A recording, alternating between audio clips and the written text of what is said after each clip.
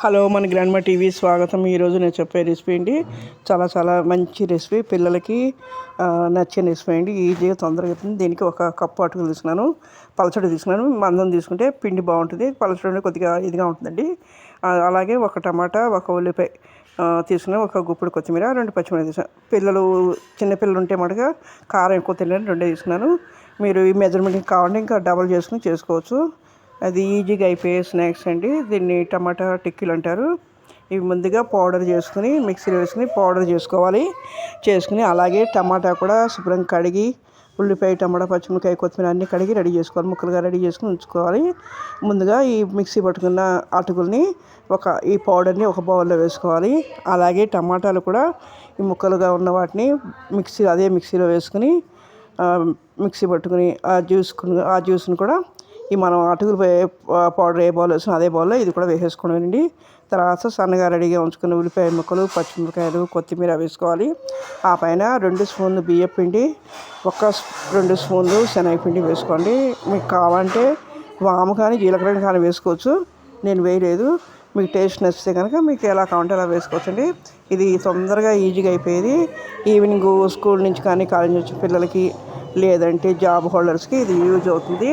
అప్పటికప్పుడు చేసుకుని తీసుకోండి. అలాంటి పిళ్ళు పప్పులు లేనప్పుడు ఇది ఈజీగా అయిపోయి పెద్దవాళ్ళు కూడా ఎవరికైనా కావాలని చేసుకోవచ్చు. నేను టమాటాలో వెల్లుల్లిపాయ వేసుకోవచ్చు అండి, నేను వేయలేదు. కావాలంటే మీరు ఒక వెల్లుల్లిపాయ వేసుకుంటే టేస్ట్ బాగుంటుంది, కాస్త స్పైసీగా ఉన్నట్టు అనిపిస్తుంది. ఇవి అన్నీ రెడీ చేసుకున్న తర్వాత చిన్న ఉండలు చేసుకుని మీరు చేతికి అంటుకున్నట్టు అనిపిస్తే కొద్దిగా తడి చేసుకోండి. అంతకంటే అక్కర్లేదు, మామూలుగా అయితే వేసుకోవచ్చు. రెడీ చేసుకుని ఉండలు చేసుకోండి. అలాగే ప్లాస్టిక్ కవర్ వేసుకోండి. అలాగే ఈలోపు మనం పెనం కాలేసుకుని మీడియం మంట మీద కాలనివ్వాలి. దాని మీద 1 స్పూన్ ఆయిల్ వేసి ఒకటి తర్వాత ఒకటి ఇలా వరుసగా వేసుకోవాలి. ఇవి ఈలోపు మొదటి వేసుకుని కాలినప్పుడు వెనక్కి వెళ్తే గోల్డ్ కలర్లో చాలా బాగుంటాయి. ఇవి చాలా స్పైసీగా, చాలా టేస్టీగా, పుల్లగా, కారంగా అప్పటికప్పుడు చేసుకున్నప్పుడు చాలా బాగుంటాయి. బయట పిల్లలకి కొనే వాటికంటే కూడా ఇవి ఎంతో ఈజీగా చేసుకోవచ్చు అండి. ఎలాంటి ఆరోగ్యానికి ఎలాంటి ఇబ్బంది ఉండదు. మీరు ఇది ఒకసారి ట్రై చేయండి. ఎలా ఉన్నాయి కామెంట్ చేయండి, షేర్ చేయండి, లైక్ చేయండి.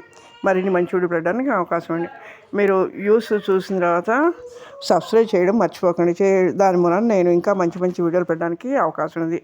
మీ యొక్క సహకారంతో ఇంకా మంచి వీడియోలు పెడదామని నేను ట్రై చేస్తున్నాను. ఇది ఒక్కసారి చూసి ట్రై చేయండి. చాలా ఈజీగా అయిపోతుంది. ఎంతో టైం పప్పులు అవి లేనప్పుడు ఈజీగా అయిపోతుంది. పెద్దవాళ్ళ నుంచి పిల్లల వరకు వస్తుంది. ఈ పుల్ల కారంగా ఉంటాయి కాబట్టి అప్పటికప్పుడు వేడిగా చాలా బాగుంటాయి.